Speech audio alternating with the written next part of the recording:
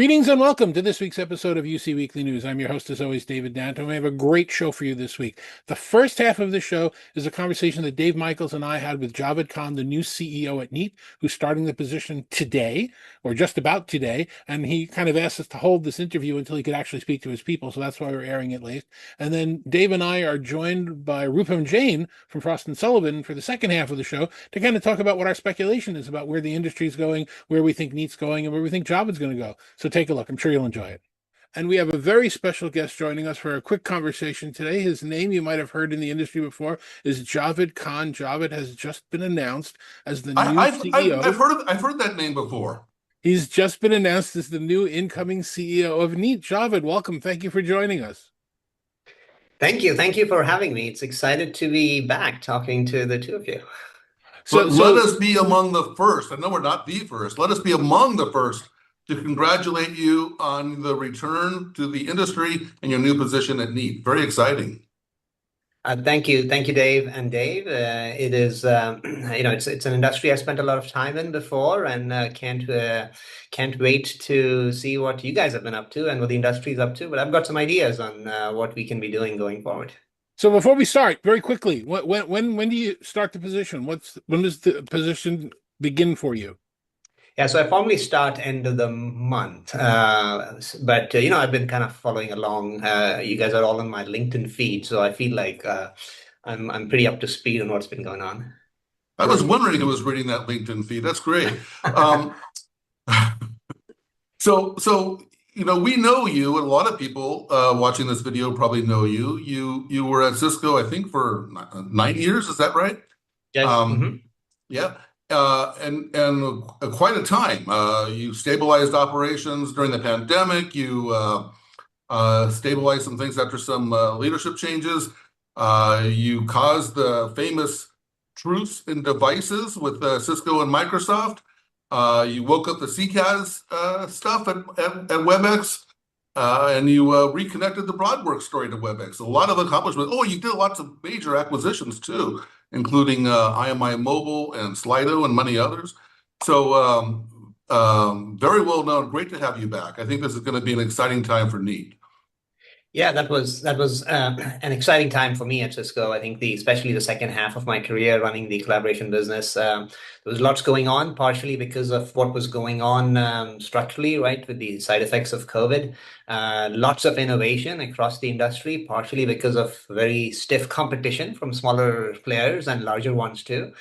So that was an exciting time. I enjoyed my time there. We had a great leadership team, but I think there is more of that continues. I think in the collaboration space, especially with software and hardware. So that's one of the reasons I was attracted to Neat. Yeah.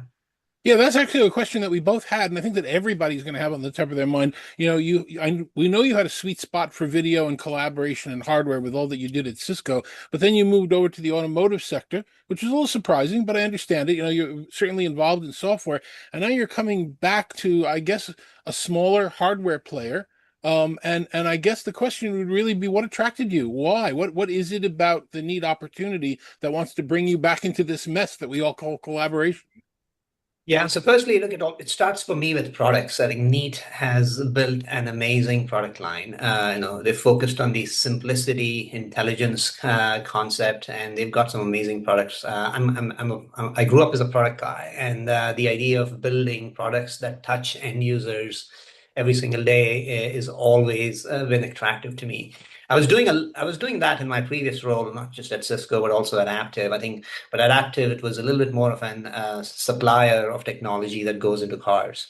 The second thing is, I think Neat has some outstanding momentum. They're growing really, really fast. They're at a point where they are ready to scale up to the next level, right? From a few hundreds of millions of dollars to a lot more than that. And I've run companies at scale, both at Cisco and my current role.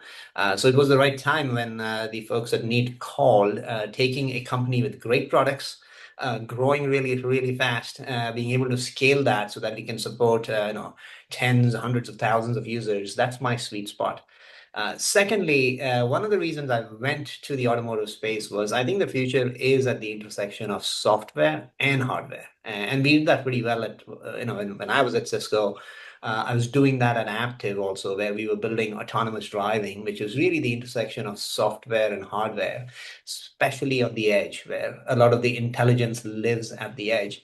And I think the future in collaboration, also the big opportunity is going to be that intersection of software and hardware. And I think Neat's uniquely positioned to do that. I've got a background in both those areas. I think that's where the next wave of innovation is going to be.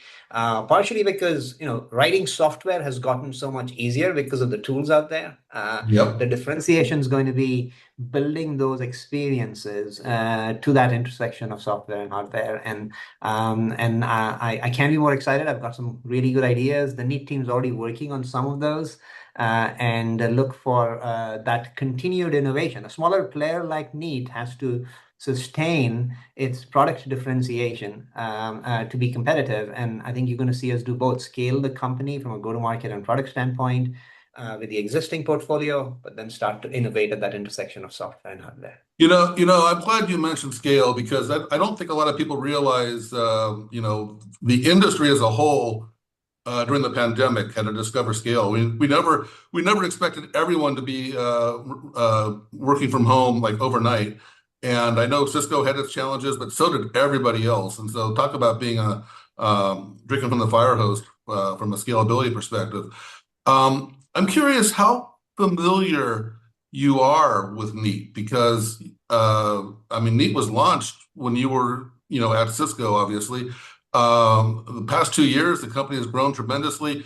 Were you very familiar with them when you were at Cisco? Yeah, so I think yes, they launched while I was at Cisco. I think they were a lot smaller back then, but they always have been really, really good at building really good experiences for the Zoom and the Microsoft ecosystem. And their devices are simple, easy to use. That's what they've focused on. And I learned this back when I was at Cisco, where ultimately simplicity and ease of use does merit and deserve a premium. And I think that's so I've been following them closely. I think what surprised me was the growth the last couple of years. I think they really are ready to take that next step, both from a product portfolio standpoint, but also from a go-to-market standpoint, right? When you get to those kinds of numbers, the channel, the ecosystem that you have to build requires additional focus. So been following them along. I love, and I know some of the folks on the team, right? So many of them are people I've worked with in the past, so fairly familiar with it. So looking forward to kind of digging in when I get started at the end of the month. I want to go back to something you said a minute ago about the opportunity being in hardware and software. Um, for a company like Neat, it seems so much of the software has to come from the platform providers. In the case of Neat, it's primarily Microsoft and Zoom. Do you think there's a significant software opportunity in that environment? Yeah, so I would phrase that as there is the change that's happened, especially in the last couple of years, is you can do a lot more with software at the edge, if I may, in the hardware, because you have way more powerful hardware. You have a lot of language models, which have now become small enough and powerful enough that you can run them in the hardware. This was not possible before because you had to do this in the cloud. So there was this round trip time, there was a latency, there was a privacy issue. So in this new world where you have powerful hardware, where you have powerful language models, video models that you can run on hardware, specifically video devices, I think there's a lot of value the hardware provider can add to a Microsoft Teams meeting, to a Zoom meeting, or to a Google meeting, but also before and after, or outside of the meeting. And I think that is only going to be possible when you marry that software advancements with what the hardware is capable of doing. So we are at a unique time where what's happened in the last couple of years with powerful SoCs, with powerful language models, just enables experiences that we'd wished for before, but because of latency and privacy, we couldn't pull off. So let me ask you a couple of questions. Again, this is very early. I know you haven't spoken to your product teams yet, so I'm really just looking for your general perspective about where the industry that you're now rejoining is going. When you were with Cisco, you kind of broke through the walled garden there, and Cisco, while you were gone, has become the most interoperable player out there, where they can connect to just about everything almost natively. You're joining Teams. Teams has a strategy that connects natively to Google Meet now, as well as to Zoom and to Microsoft. And now we've got this idea of sovereign capabilities coming in. France is now talking about using their own software that may grow depending upon I really didn't think we'd still be talking about interoperability this many years later. What's your strategy and position around that, and how you see Neat handling the whole interoperability issue as the world grows and potentially more platforms come to market? Are you going to build more internally? Are you going to go third parties? Have you thought about how complicated this is going to be? No, so Neat's the bread and butter, and that's how they got started. Was always to make existing work with existing meetings platform, right? So be interoperable with them, and I think that's going to continue to be a focus of Neat. I know I'm still as I talk to the team, obviously I'll form an opinion on that, but that's where Neat is focused. We will continue to want to do that. I know other players have also started to do that. I was one of the people who made the decisions back when I was at Cisco. But there is a lot more room, I think, in terms of interoperability. There's still some platforms that are not completely open, right? So there is more room there, but that's going to be Neat's focus area. I think the way we want to think of it going forward is outside of so once you enable interoperability, how can the hardware platform and the hardware and software platform running on these devices add value to those experiences, right? And I think there's a lot more room to do that based on some of the things I mentioned earlier. That's going to continue to be our focus, I think that's a welcome change from 5, 6, 7 years ago, where you had these walled gardens and it was very, very, very difficult to talk across them. David and I were just at ISE Barcelona last month, and so you'll be happy to know the video hardware space is alive and well. There's a lot of innovation going on there. I would say Neat, amongst the competition that we saw there, is probably one of the smaller companies, and B, one of the more elegant players in that space. Do those attributes, were those attractive to you, or are you coming in to change all that? No, that was one of the bigger drivers of why I decided to take a role with Neat, right? And I learned this during my career at Cisco, right? We saw some very serious competition coming out of COVID from smaller, faster moving, elegant players.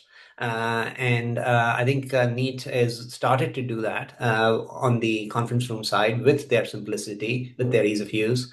We'll continue to build on that, not just with the existing portfolio, but some of the newer things that I'm talking about. I believe, given my background and the strong team that the team already has on the engineering side, one of the strategies is going to be to just move faster when it comes to these new experiences.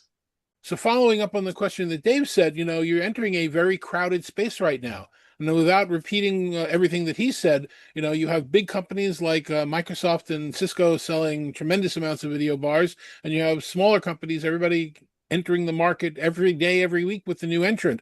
What's going to be Neat's general strategy in such a crowded space to differentiate? So I think I go back to, I still believe that ultimately experience, simplicity, ease of use merits a premium, and companies who do that well are going to gain market share, right? Now, that said, if you look at all these players, there is very few, right? Neat's one of them, who are singularly focused on the best experience for the conference room. There are others who are doing it, but they might have either broader charters or maybe a little distracted because of other things going on inside those companies. So we feel there's an opportunity to take market share in this space. In addition to going after those conference rooms that are still empty without a video bar, right? I spent a couple of years as a customer in some ways, and it still amazed me how many conference rooms still don't have those experiences, partially because not everybody's done a great job at providing those simple, easy, I put the bar in, I hook it up to the TV, it's up and running. So in fact, by some measure, there's more than 70, 75, 80% or 60% rooms that don't have bars. So that comes back to experiences, simple experiences. The second piece is I think there's an opportunity to take market share from some of the other players who are distracted. I wish I had one of those while you were out message pads, because while you were out, um, Microsoft launched a whole new Android operating system called MDEP. I'm sure you've heard of it. And when they did that, they kind of erased a lot of the innovation and head start that companies like Neat had by developing their own Android. Do you think that that Android that Neat developed might be usable in some other way, or do you think that's just going to be eliminated from the portfolio? No, absolutely. I think. Look, first of all, the strategy for Neat has always been to be the best vendor out there when it comes to supporting not just Microsoft but the Zoom ecosystem. So the team will continue to do that. That's a dedicated focus. I know our friends at Microsoft and Zoom pretty well from my previous relationships.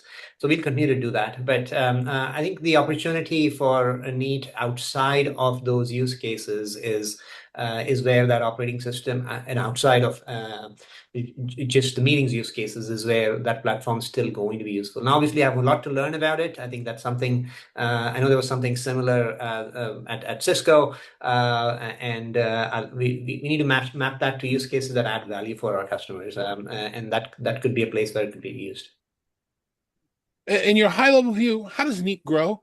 Do you go past traditional video conference rooms? Are you going to look at the desktop? Are you going to look at non-video applications? Are you going to look at voice? What's there's got to be a strategy in your mind for growing the organization.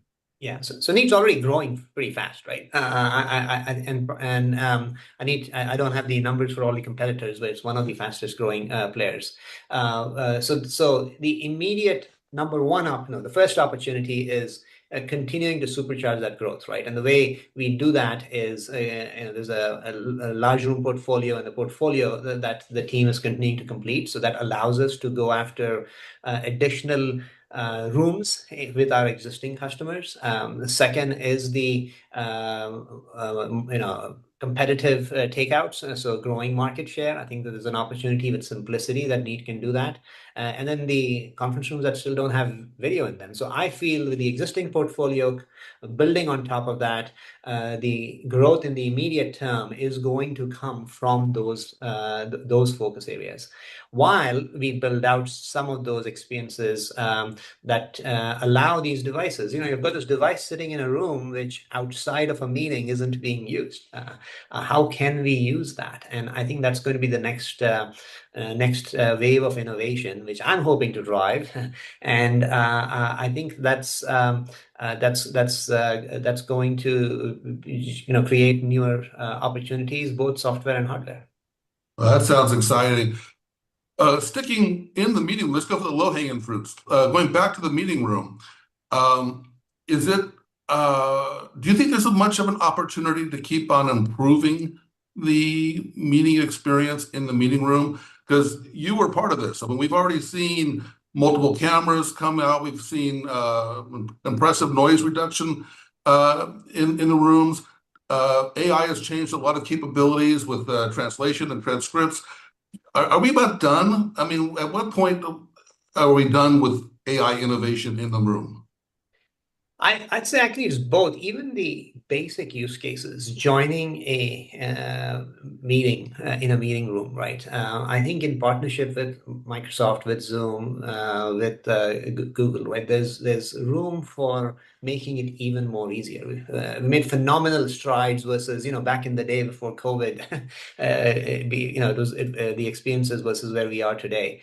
So improving the existing experiences, the basics around it, right? That will continue to be a focus area. And second is use cases, outside.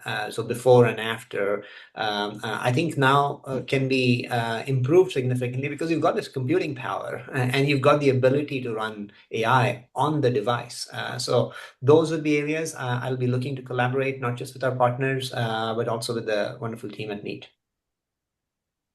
What do you bring from your last couple of years of experience in the automotive industry to Neat? Because we all learn different things and we pick up different perspectives. Obviously, you had a different perspective when you saw the empty rooms that had the opportunity to have bars put in. But, from skills, from technology, what things do you bring with you that you think will help your time at Neat? And I'm curious about how your experience was in automotive because you were using video conferencing as a customer instead of a developer. Yeah, so I think to your second question, I'll get to the first one. I think that's why I believe that there is so many rooms out there that still have not been tapped, right? Because most places, including my current employer, my Active, where I spent 2 years, there were so many rooms where we haven't rolled out video conferencing and it's needed there. And some of that is the process of rolling it out, installing it, the first time experience. So I think that is one of my observations. The first question in terms of learning, I think the auto industry, and by the way, we built, for those not familiar, we built technology for automotive, aerospace and defense, and robotics, the technology stack that goes into it. But the automotive space is one of the most underappreciated space in terms of the amount of AI that they've put into cars, right? Autonomous driving is one of the hardest problems out there where hardware and software intersect, right? You've got sensors that are in real time for making some very, very critical decisions, and they have to get it right all the time. They cannot hallucinate, right? So my biggest takeaway learning was the scale at which that industry builds these systems. They have to get it right all the time. Otherwise, it's headline news, right? And secondly, the supply chain, manufacturing, and the capabilities that they've built to do that at a very low cost, right? Because cost is a primary motivator for a lot of the automobile industry. So as companies scale up their hardware, their supply chains, their support processes, their service processes, how do you do that at a very, very low cost? And I think the auto industry is one of the best at doing that. And as I look to scale up Neat, I think those things will come in handy. But even the technology, I mean, going back to it, it is one of those industries that does not get enough credit for how long they've been doing AI in these devices. And I was just myself surprised but fascinated by the progress that industry has made. So your good friend and mine, Snora Kespu, came back to Cisco from B&O and brought with him headphones and B&O headphones. So you're coming back to Neat, to the video industry from an automotive company. Have you seen the Zoox vehicles? We were just in Las Vegas and seeing all these autonomous cars driving around. Is there an opportunity for video in some of these autonomous vehicles? And is that something you're going to bring with you from the automotive industry? Yeah, so Snor is a good friend of mine, and I think experiences outside of our industry are just enrich not just your ability to manage, but are learnings that you otherwise wouldn't get. I think most of the cars already have some form of video conferencing in there today. And frankly, video conferencing while you're driving isn't normally the best use case that comes to mind. The Zoox vehicles are also very powerful vehicles. I spent a lot of time studying them. Maybe there the use case is a little bit more interesting, but I think there's an ecosystem already there where the automotive vendors have the ability to run most of those applications. Well, I'm sure you know this, but you left Cisco on good terms. People there speak very highly of you to this day. My question is, are you concerned about how your friends, you just talked about Snorri there, how they're going to feel about you leading Neat? Because there was a lot of mixed reaction to when Rowan went to Five9, for example. Yeah, I think a lot's changed, Dave, right? So I think I had a fantastic team there, and I've stayed in touch. I stay in touch with most of them, right? So, but many of my kind of team members there, Larissa, Abhay, Anurag, they've all moved on to different roles. So the team there is a little different. Yes, we still have a lot of familiar faces that I stay in touch with, but I feel like those relationships are lifelong. I'm not worried about those. I think a little bit of competition is always good for the industry, and I think it couldn't come at a better time, especially at the intersection of software and hardware. What about the other direction? You think some of those good friends might be colleagues of yours at some point in the future? The opportunity to work with you again? Well, look, I think it's always fun to be working with individuals like that, right? I think, but Neat's got a fantastic team. I think Tormod and team have done an amazing job of building out A an engineering lot of team. that So fantastic team and you've worked with before. yeah, some of them are familiar faces. So I think we've got a great team, and I will.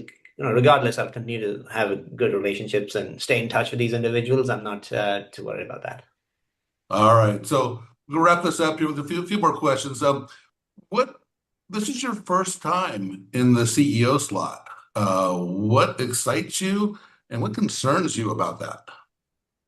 Yes, and that was the other one of the other reasons. I think being CEO of a smaller company versus being an executive in a larger company comes with its own benefits and downsides also. So a larger company, you do end up, spending a fair amount of time in a bigger ecosystem, which means you may not be able to move as fast as you'd like. So I'm looking forward to just moving faster because the buck stops with you and you can make a lot of those decisions. On the flip side, a larger company has access to channels and capital a lot more so than a smaller company might. But that's where I've got a board that's very supportive, so and familiar. So I'm hoping that will actually also be a lot easier. But really looking forward to moving faster, ninja speed, making decisions faster. I think the things that while I might not have been in a CEO role at my previous roles, I've had most functions reporting into me, so that would be maybe new, but not as much, right? I'll be spending a lot more time with my CFO and board members, some of which I had to do at Aptiv, given the transaction that they're going through. So I've had experience doing that, but really looking forward to moving faster with the product and the go-to-market team and scaling the company, getting ready for the next phase. And your board are also some people that have the ex-Tandberg DNA with you, with OJ and Frederick and some of the other people. So it's not people that are unfamiliar with the industry, and that's got to be a plus as well. Yep. I'll ask you the last question, and this is unfair because you haven't even hit the ground running yet. You're not in the building yet. What do you consider to be your first few priorities? What's the top of mind for you to get in there once you open the door and see what's going on? Yeah, it is early, and I'm going to spend some time with the leadership team, the rest of the team, who I'm really looking forward to meeting for the first time. They don't know about this until it's today, I guess. But the two main focus areas, if I may, for me, the first 30 days is going to be what else is needed to scale the current business so that we continue the growth that Neat has been seeing. So scale the business from a product portfolio standpoint. I know there's some large room gaps that the team's looking to quickly close out. So I know they've got a really good plan around that, but also scale from a go-to-market standpoint, right? So which is when you go from a few hundred million to multiple $100 million, $1 billion, the processes needed from a go-to-market standpoint, the channel presence, the way you support them, those need to be scaled. And the team's done a decent job at that, but it just requires a new level of focus and investment. So that's the existing business. And the second is going to be some of these newer use cases that I mentioned. I really believe that powerful compute with AI and large language models running on these devices is going to enable a new class of experiences. So I'm going to be spending time with the team building those out. Those will probably come a little later, but start to build those out. And that's what I'm going to be focused on, and really looking forward to sharing more about both those things. They're both extremely exciting to me, and that's why I decided to make the switch. Well, Well, again, you I'm really excited for you, Javed. I think David and I are both very excited about the Neat product line in general. My advice to you is your first priority is get that Neat board 32 shipping everywhere. We were really excited to see the preview of that product. But yeah, you've got a great path ahead of you. Pretty exciting. you have our congratulations and what we know will be a very successful tenure as CEO of the firm. Thank you, Dave. And Dave, good advice, and we'll be following up on those things. But really looking forward to more conversations like this. So see you guys soon. Hello, this is Dave Michels from Talking Points. I'm with Dave Danto from Talking Points, and we have a special guest with us today. We have Roopam Jain from Frost & Sullivan. Welcome, both of you. Always good to Hello. be here. Fantastic. We are here to talk about, we're here to have an open conversation about the big news that I think surprised many of us, that Javed Khan, who we all know from Cisco, who left the industry 2 years ago to go work in automotive, is returning or has returned to the industry as the CEO of Neat. I don't know for sure about the two of you, but I was like, wow, that's a big surprise. So big enough surprise that I thought we should get the three of us together to have a conversation. So with that, Roopam, why don't you start off the conversation? Yeah, sure. And just at the opening, yes, it was a wow news, and we have seen some big leadership changes in the industry, right? Across other companies, Logitech, HP Poly, all have seen some changes in their leadership team. But it's really great to have Javed back in the industry. I've always liked his approach. Great leader, great listener. I'm just curious, your take on why do you think Javed came back from automotive? What could be the factors that brought him back to the world of enterprise comms? David? Well, I've seen a lot of shakeup. And this is not the best answer, Dave. You'll have a better answer than I will. But I've seen a lot of shakeup over the last 6 to 8 months of people leaving larger companies, prestigious companies, for smaller companies out of fear that they do it before they get cut in the next wave of whatever the layoffs have been. Because we've been experiencing wave after wave after wave of consolidation and refocus and rechanneling of money into AI and other things. So I don't know that that's really the reason that he would have chosen to come back. But when I've got good friends that are leaving Microsoft for small integrators, and I've got people in the industry, we're going through a heck of a shakeup right now, and people are just trying to stay safe. And I think it could be a simple situation where Javed would have thought that, going back to a space that he is comfortable with, that he has knowledge in, and in a small enough company where now he's the star, he's the CEO, that buys him the ability to really apply his knowledge and get through this volatile time in a place where he feels like he'll be able to do the most good. Yeah, I don't have a better answer, David. I think when I heard he was going to automotive, I was kind of surprised at first. I think I spoke to him briefly about why you're going to automotive, and he talked about the industry is going through some big transformation, some big change, and he saw a big opportunity there. I could see that. I could see why that would be exciting. The thing is, he went to a company called Active. And Active is like a component provider within a car. And he's used to, I mean, he's always had so much emphasis on the total experience. And I would imagine that he might have been a little disappointed in that. And so maybe that's why he came back. But yeah, I was really surprised that he went to automotive. Yeah. One thing I must add is regardless of why he left or why he came back, one of the biggest advantages of leaving this industry and then coming back into it is a change in perspective. You have the experience, you have the knowledge and all the relationships that he built from the past. And then coming back sometimes means just getting this opportunity to look at things with a fresh lens, And I think that's what we need as an industry right now. We have to shake up things a little bit. We have to redefine the market. We have to bring growth back in collaboration. So hopefully this is like a good move, not just for Nate, but for everyone. I agree with what you're saying, Rupam, in that we are in a bit of an industry lull. And again, I know I'm the naysayer on this one, but we're in an industry lull because every second and third word coming out of every company in our industry is AI.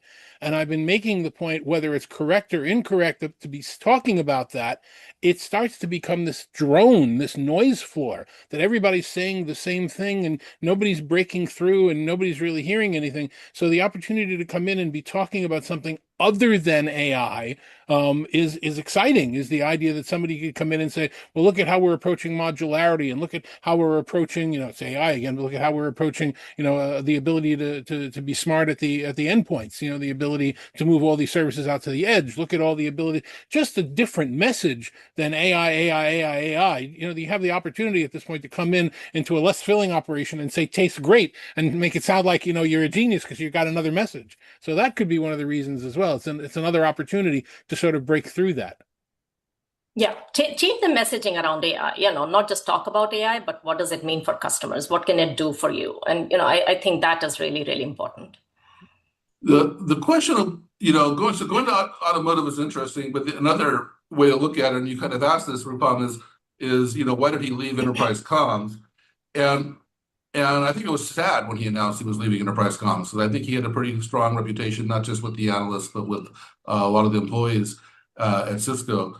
And that's a tougher one to answer. Obviously, we don't know why he left, but I think it's the reasons why people usually leave a job is either they feel like their work is done, or they feel like there's less opportunity to excel. And I look at where Cisco's at, and what he's accomplished.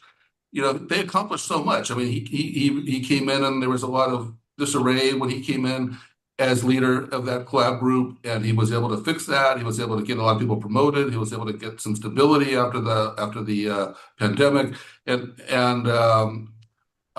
Cisco's kind of shifted a little bit of its focus more toward AI-ready data centers, and maybe he felt that I don't know how many acquisitions Javed did, but maybe he felt that there was less opportunity to excel in his current role. Well, I would also say that you never want to discount the personal piece of this. We could all be looking at what's the big, macroeconomic conditions and what's going on with the equipment and what's going on with that. And it could always just be that you're working for somebody you don't like, or you're not getting the political support that you need, or you're not happy with your compensation package. It could be one of those personal reasons. Those are at least he wanted a discount on the car. That's what he wanted. That's what he wanted. Yeah. As you look through my career, half the times I've left and moved for another role was because of that. Was because they'd put me in a box and I couldn't get out of that box at that company. In order to get out of the box, I had to go somewhere else. So, Javed had a very big role in Cisco collaboration, but he wasn't the CEO, and nobody was recommending him to take over for Chuck Robbins' role. So by leaving the company and coming back to a different company, now all of a sudden somebody's pulling out the big chair for him. Sometimes you bring up a really interesting question. So let me ask the two of you, which role is more senior, or which role has more influence? Would you say that the SVP of Cisco Collab has more influence, or the CEO of Neat? What do you think? Which role has more influence? I mean, honestly, it's hard to compare, right? Cisco and Neat are just very different companies. They're playing very different games. Cisco's approach is just so broad, so multi-domain. They operate at a scale that not too many of their competitors in the devices business can operate at. And they always win on this full stack story. We have heard so much about, the power of Control Hub, and that trickles down to the meeting room, to the personal collaboration level. So, their approach is networking, security, collab, manageability across the enterprise, right? And that's a big value prop. I think it's a moat very few device vendors can match. Neat, on the other hand, is a smaller company. It has a different culture. I think they are, if I have the number right, they're roughly a $250 million business today, big number, but still, in market share terms, they're about 10% of the market. So they're relatively small. But what I really like about Neat is their focus. They just stand out with their focus on what they do best. And they've built such a strong brand. When you say Neat, people always say great design, modern devices, products that are easy to use. And that combined with, the very, very solid savvy marketing that they have done. So I think it makes Neat an influential company to be, and I wouldn't compare it with Cisco. Also, their size gives them the benefit of agility. And I think that's one of the things that really motivates leaders to move to a company like Neat. They're a privately held company as of now, likely to go public at some point, but they can move faster. They can Yeah. take some bold bets.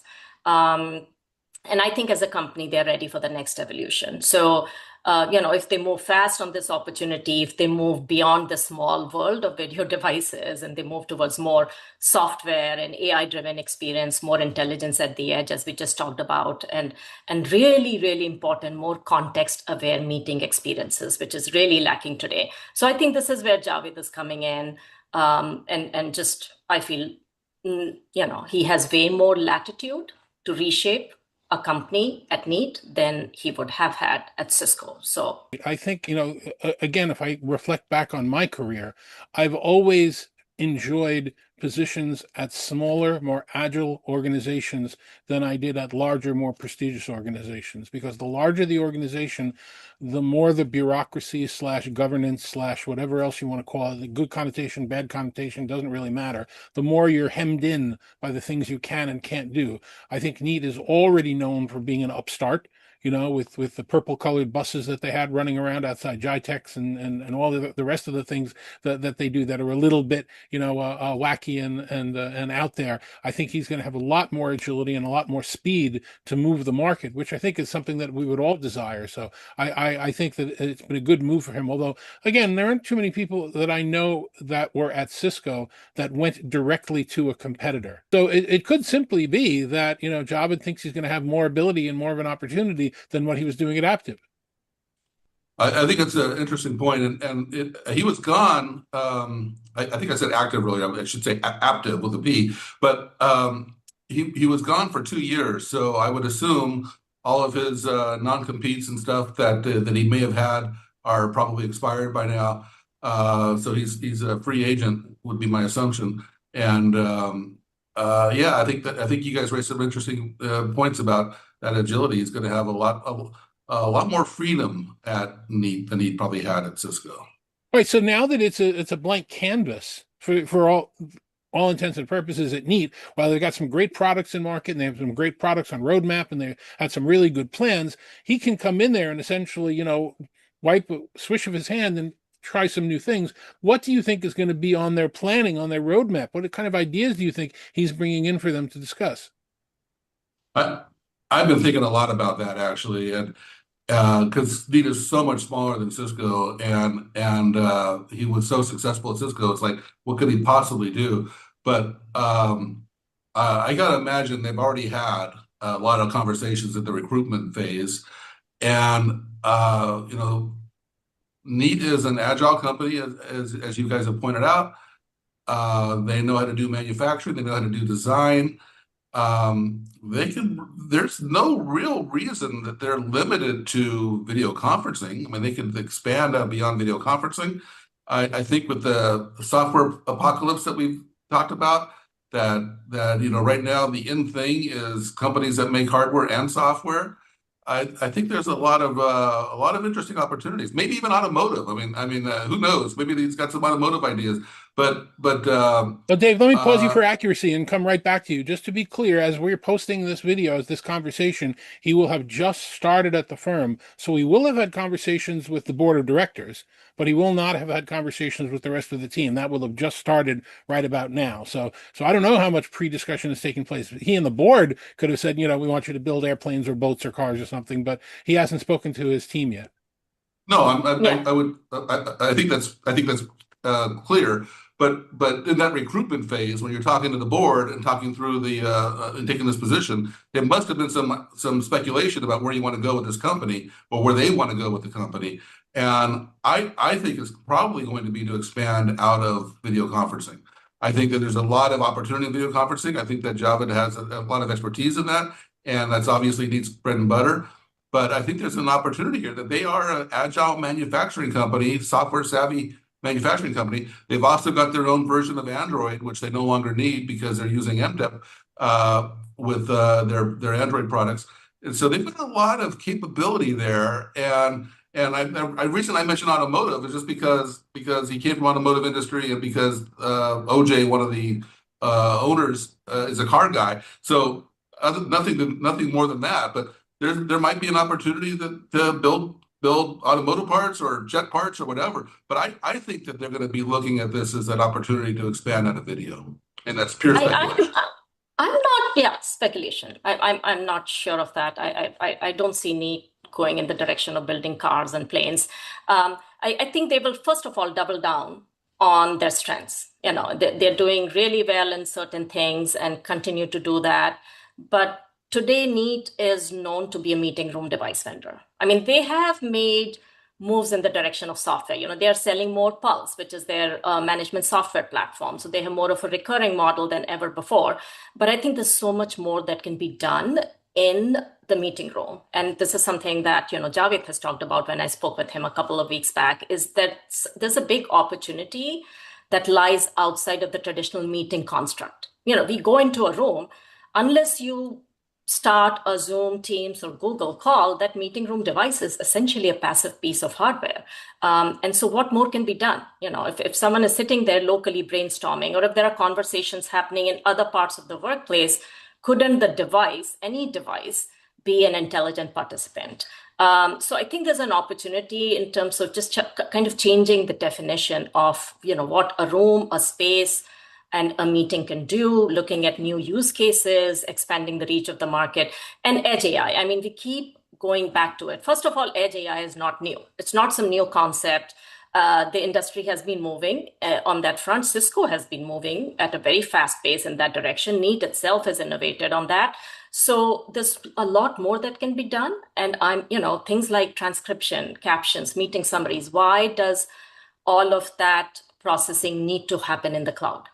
Why is all of that intelligence today cloud dependent? So I think going forward, a lot of that processing can happen on the local device. It can move to the edge, and it has huge advantages, right? It has privacy, latency, reliability, in my mind, cost efficiency. So there will be a thoughtful approach from Neat in terms of what truly belongs in the cloud and what can be moved to the edge. And obviously, they'll be working in partnership with their cloud platform providers. It would be really interesting to see how that pans out.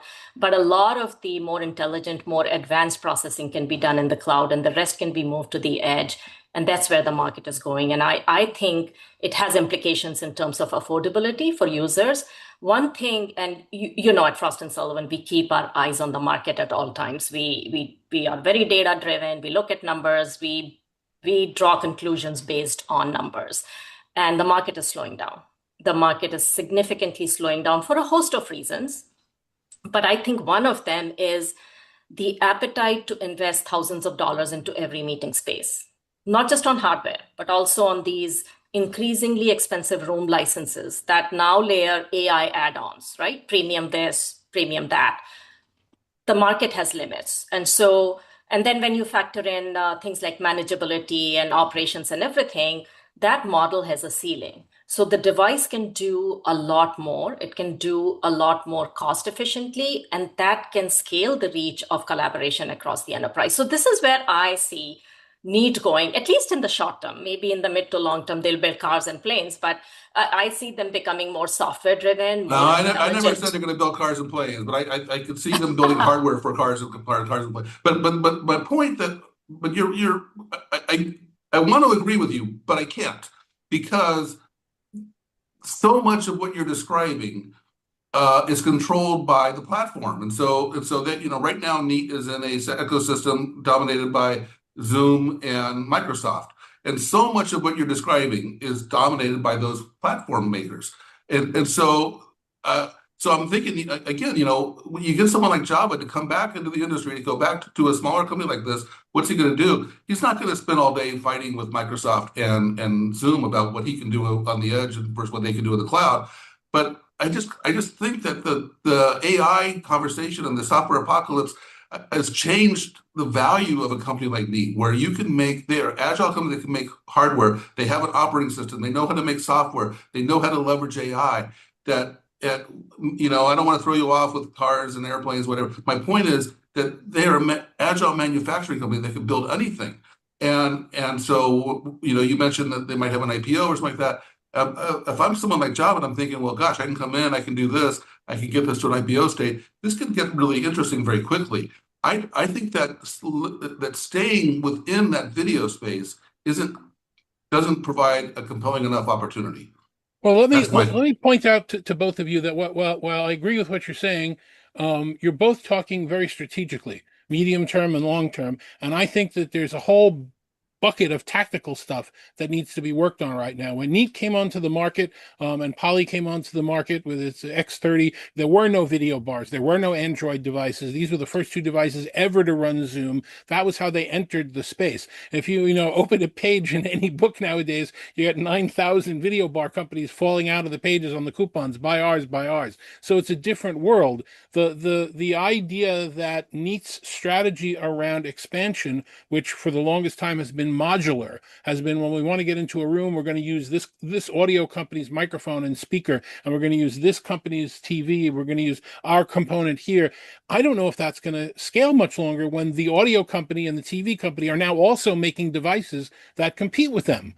So the question is going to be, how do they grow those edges, which was Janine's strategy, which I'm sure is going to be Javed's strategy, which is, down further into the desk and up further into the bigger rooms. How do they do that without relying on partners that are essentially unreliable because they're being competitors at this point? I think that in the short term is going to be what the fix has to be. Let's go to another question here. I want to throw out a question for you guys. Do you think Javed will be recruiting people from Cisco? And I ask this because we talked earlier about probably his ability to his restriction to recruit people is probably over, and he was popular at Cisco. So do you think he'll be reaching out to Cisco people?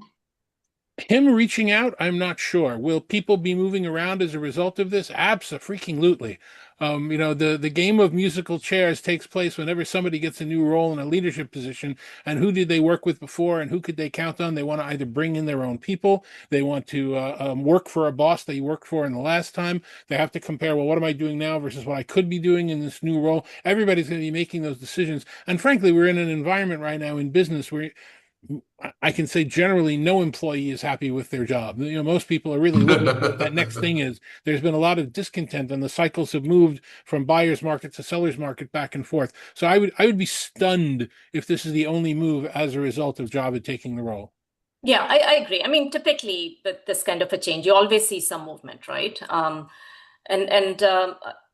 thing is, Neat is not looking to become Cisco 2.0, right? So, their individual strengths come from different areas, but I do see merit in, selective hiring, maybe a few individuals that have that deep platform AI experience, and that will help Neat move faster in the direction of agentic AI. I think that's an area that they really need to move fast on.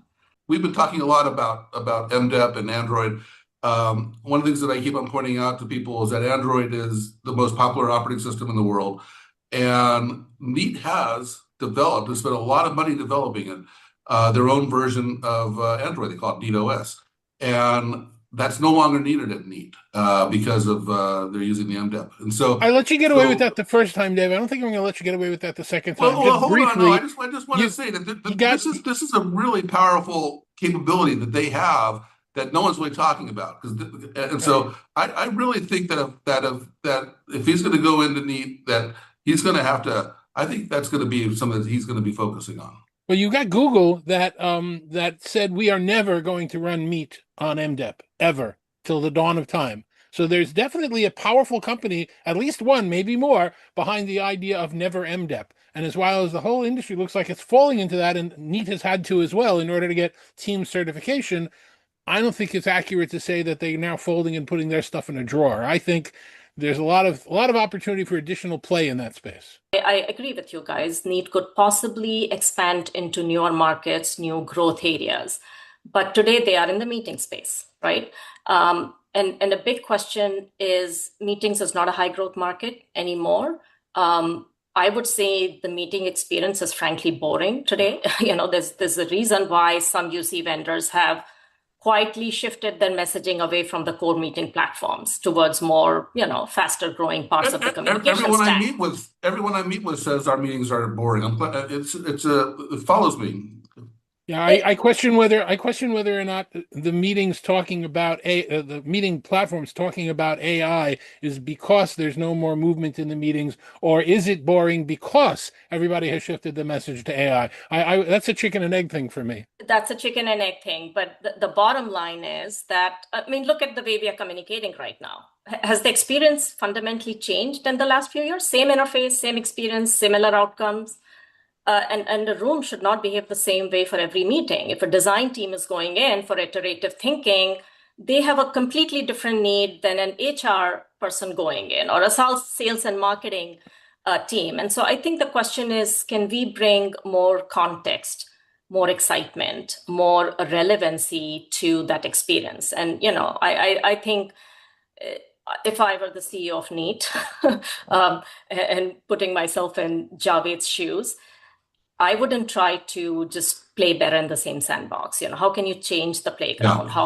How can you take intelligence to everywhere it belongs across the workplace? And so I think that more context, more intelligence, just expanding outside of where they are playing today, and just making that communication workflow better is an opportunity. At least removing some of the rigidity, removing some of it's a square box and it's a microphone puck on the table and it's a camera, and a thermos and whatever else we're talking about. At least let's remove some of that rigidity and start talking about how we can build all kinds of fun things in a meeting room. Along those lines, and is the Logitech Spot, right? Which is does not have a camera, but it has, what is the technology, millimeter wave or something like that, where it could detect presence, detects air quality, and they're putting that in not only meeting rooms but in other rooms. And I think that's a really interesting, along Roopam's point, that there's so much more expansion and opportunity beyond a lens and a microphone, that you can really take the enterprise rooms to a different level. Last words, folks. What do we think? It's good for the industry, I think, and I like where Neat is today, and they need to continue accelerating their innovation cadence. They need to really leverage. I know you guys, especially David, you don't want me to talk too much about AI this, AI that, but that's where the future is. The art of the possible is with what you can do with agentic AI and shared spaces in rooms, meeting rooms, outside of rooms, and so on. And so I think Neat should just continue doing that. They should look outside of their core markets to see where the closest adjacencies are. The one thing that we did not talk about is they've been winning big in large rooms. And there is clearly an opportunity for them to get into adjacent categories, such as advanced audio. That's an area of growth. So there's a lot of opportunities around where they play. And then, of course, in the long term, there are immense growth areas that Neat could get into. I agree with you. They've got 10 camera arrays, at least on their demo station, where you've got 3 cameras in each of 3 Neat centers, and you got 1 camera in the front of the room. That's 10 cameras that are all talking to each other, saying, who's got the best shot? I do. Let me switch to it. Now, why do those cameras have to be in rigid devices? Why can't those cameras be in the bezel of a display, or inside a painting on the side of the wall, or inside a lighting fixture in the room? So again, I think breaking the rigidity, it doesn't have to be a rectangular screen in the front of the room. Why can't it be the whole wall? Why can't it be the side walls using DV-LED? I think there are a lot of opportunities there to grow and make the meeting exciting without having to break into anything more complicated than what they're already doing. I think those are excellent points. It's amazing how far the industry has changed, how much the industry has changed just in the past few years. And I think of the old television shows just had 1 camera. And it's like they did an entire sitcoms with just 1 camera. And we're doing these meetings around 1 table with 4 or 5 cameras now, or more. It's just amazing, and how much better the experience has become. We're going to get to the point with hundreds of cameras in 1 room. It's coming. Well, there are hundreds of cameras in 1 room. They're in everybody's pockets and everybody's devices and everybody's mobiles. Yeah. Now can we get them to talk to each other? Well, it's a great conversation, some great speculation, some good advice for Javed. We all want to see him succeed. We want to see Neat continue to succeed and excel. And all we can say is we're going to keep watching it and figure out where we're going to go with it. But for now, thanks very much. That's a good tagline. Keep watching. Yes. Keep watching. Well, Neat doesn't need a new tagline. They're purple cloud somewhere. But we'll definitely keep an eye on it and see where it goes from now. But for now, thanks very much for watching. We'll see you next time. Thank you.